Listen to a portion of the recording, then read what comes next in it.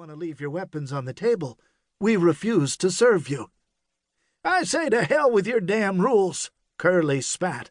"They don't apply to us." He took a step to the side, preparing to walk past her, but she stepped to block him. "You'd best get the hell out of my way, woman."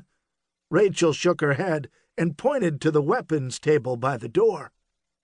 Watching the confrontation from his table, Tom decided he had heard enough of the crude affront to his wife.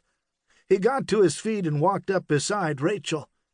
"You boys got a lot of rough bark on you, ain't you?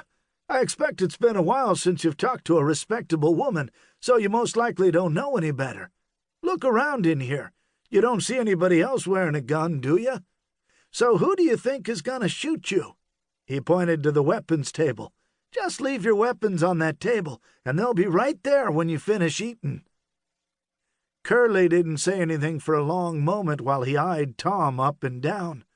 When he finally spoke, he offered a suggestion. "Why don't you stick that table where the sun don't shine?" "I think you'd better leave," Rachel said. "To hell with 'em," Quirt Taylor said, noticing that everyone in the dining room was staring at them. "We don't want to eat this crap they serve in here anyway." He took hold of Curly's elbow and pulled him toward the door. Aside to him, he muttered low, "Ned don't want us to stir up no trouble with the town folks. They'll be hollering for the sheriff." "Let 'em holler," Curly blurted defiantly. But he allowed himself to be pulled out the door, knowing Quirt was right. Ned had a working arrangement with Sheriff John Mason, an arrangement that was beneficial to both Ned and Mason. Rachel took Tom by the arm and walked him back to his table. "Now don't get all upset about that. They just make a lot of noise, and I don't want you getting yourself to worrying about me." She sat back down at the table while he finished eating. "I just don't like people talking to you like that," Tom said. "I know," she said, and gave him a little peck on his cheek. "But don't worry yourself about that bunch that works for Ned Stark. They don't usually show up here at the hotel. They eat at the Buffalo Hump. I don't know why those two wandered in here today, but they're gone, so that's the end of that."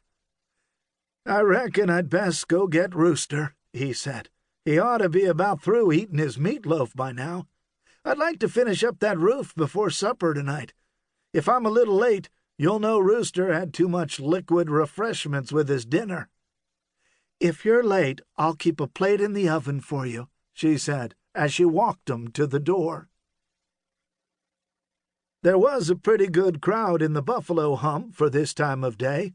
That was usually the indication that a cattle herd was passing nearby on its way to market, but it was not the time of the year for cattle drives. Most likely a lot more drifters were attracted to the little town of Bison Gap, Tom thought. He paused just inside the door and looked at Jimmy McGee behind the bar. Jimmy nodded to him and pointed toward a small table in the back corner of the saloon.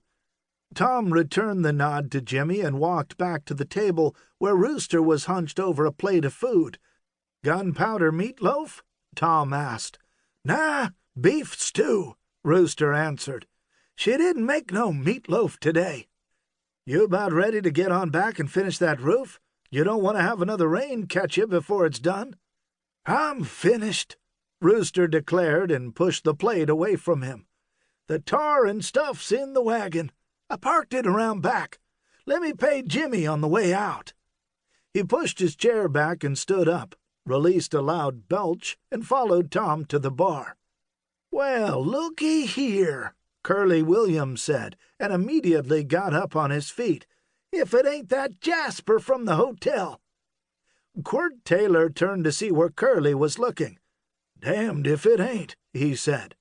Then when Curly headed for the bar where Tom was waiting for Rooster to settle up with Jimmy, Quirt called after him, "What are you fixin' to do?" "Just want to say howdy to our friend from the hotel," Curly answered. When Rooster was finished, Tom turned to leave, only to come face to face with the man he had confronted in the dining room. "Howdy, Taterhead," Curly said. "What you doing running around without that little woman to protect you? Don't you know we got rules in this saloon? Just like you got rules in that dining room."